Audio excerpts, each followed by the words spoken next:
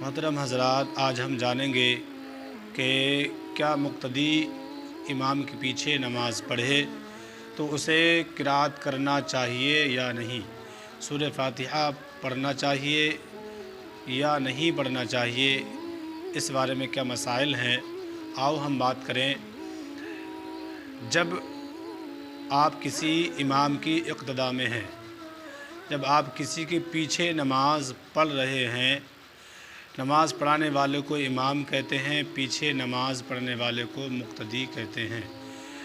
اگر آپ مقتدی ہیں، کسی کی اقتداء میں ہیں اور جماعت سے نماز پڑھ رہے ہیں، تو اس صورت میں چاہے وہ نماز جہری ہو یا نماز سری، یعنی چاہے وہ نماز بلند آواز سے امام پڑھتا ہو یا امام اس میں آہستہ نماز پڑھ رہا ہو، جیسا کہ ظہر کی نماز ہے یا نماز عصر ہے، اس میں امام اپنی قرات کو، تلاوت کو آہستہ پڑھتے ہیں۔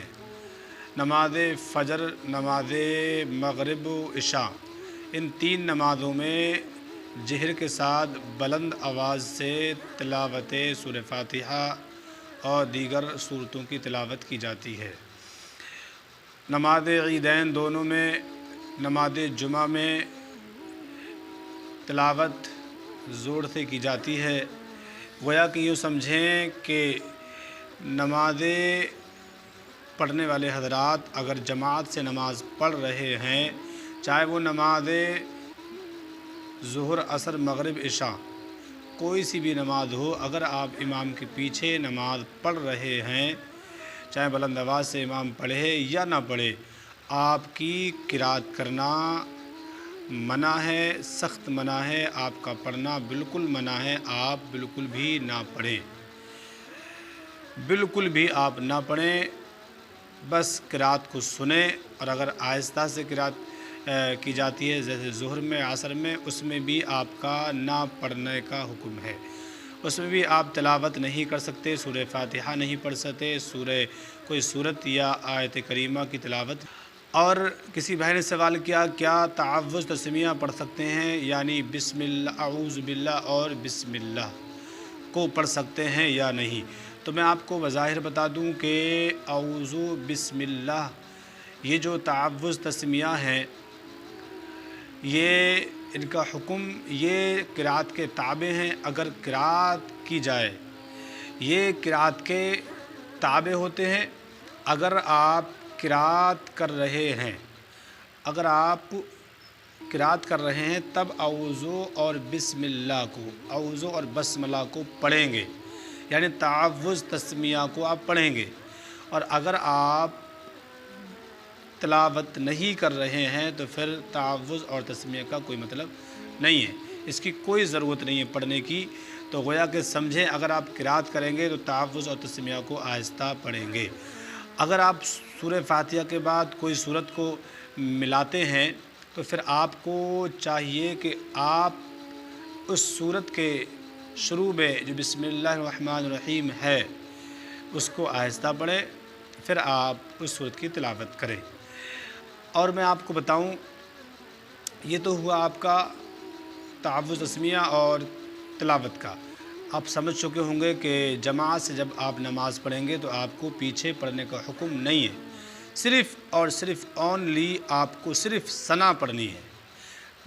جبکہ امام اپنی قرات اگر جہر کے ساتھ بلند آواز سے پڑھنا شروع کریں سورہ فاتحہ کو، پھر آپ ثنا نہیں پڑھیں گے۔ تلاوت کلام اللہ کا سننا فرض ہے، آپ اس کو سنیں گے۔ تو بخوبی مجھے امید ہے آپ کی سمجھ میں آ چکا ہوگا کہ امام کے پیچھے نماز پڑھنے والے حضرات نہیں پڑھیں گے۔ اب رہی مقتدی اکیلے نماز پڑھ رہے ہیں، اگر وہ اکیلے نماز اپنی پڑھتے ہیں، امام کے پیچھے نہیں ہے، تو پھر انہیں ثنا بھی پڑھنا ہے، تعوذ تسمیہ یعنی بسم اللہ اور اعوذ باللہ کو بھی پڑھنا ہے، سورہ فاتحہ بھی پڑھنا ہے، اور اس میں کوئی سورت بھی ملا کے پڑھنا ہے، چھوٹی سورت یا ایک بڑی آیت کریمہ یا 3 چھوٹی آیت کریمہ پڑھنا واجب ہے، جیسا کہ ہم بتا چکے ہیں۔ تو بخوبی آپ سمجھ چکے ہیں، تو مجھے امید ہے میرے اسلامی بھائی کہ آپ ان باتوں کو سمجھیں اور غور کریں۔ بعض اوقات ہم نے دیکھا ہے کہ نماز پڑھاتے سمے پیچھے سے بھی آواز لوگوں کی پڑھنے کی آتی ہے، تو آپ بظاہر جان چکے ہوں گے کہ پیچھے امام کے پیچھے نماز اگر پڑھتے ہیں تو پھر آپ کو پڑھنا کچھ بھی نہیں ہے۔ اب آپ جاتے ہیں رکوع میں، تو رکوع میں آپ کو پڑھنا ہوگا۔ چلیں رکوع کی بات جب رکوع کا جو فرض بیان کریں گے تو انشاءاللہ رکوع پر بات کی جائے گی۔ ابھی مجھے امید ہے آپ سمجھ چکے ہوں گے، اور میں آپ کو بتاؤں، ترمذی، حاکم و مسلم نے حضرت جابر رضی اللہ تعالیٰ عنہ سے روایت کیا کہ حضور صلی اللہ علیہ وسلم نے فرمایا کہ امام کے پیچھے اگر آپ نماز پڑھ رہے ہیں تو پھر امام کی قرات، امام کا پڑھنا آپ کے لیے کافی ہے۔ امام کی قرات، امام کا پڑھنا آپ کے لیے کافی ہے، تو پھر آپ کو پڑھنے کی کوئی ضرورت نہیں ہے۔ اب آپ بلا کسی جھجک، بلا کسی شک و شبہ کے آپ خاموش کھڑے رہیں، امام کے پڑھنے کو سنیں۔ اگر نماز جہر ہے، نماز جہر یعنی بلند آواز سے اگر وہ پڑھ رہے ہیں، قرات جہر کے ساتھ بلند آواز سے ہے، تو آپ سنیں، ورنہ آپ خاموش کھڑے رہیں، اور امام کا پڑھنا ہی کافی ہے۔ حضرت سعد بن ابی وقاص رضی اللہ تعالیٰ عنہ نے فرمایا کہ میں دوست رکھتا ہوں کہ جو امام کے پیچھے قرات کرے اس کے منہ میں انگارہ ہو، ایسا پسند کرتا ہوں۔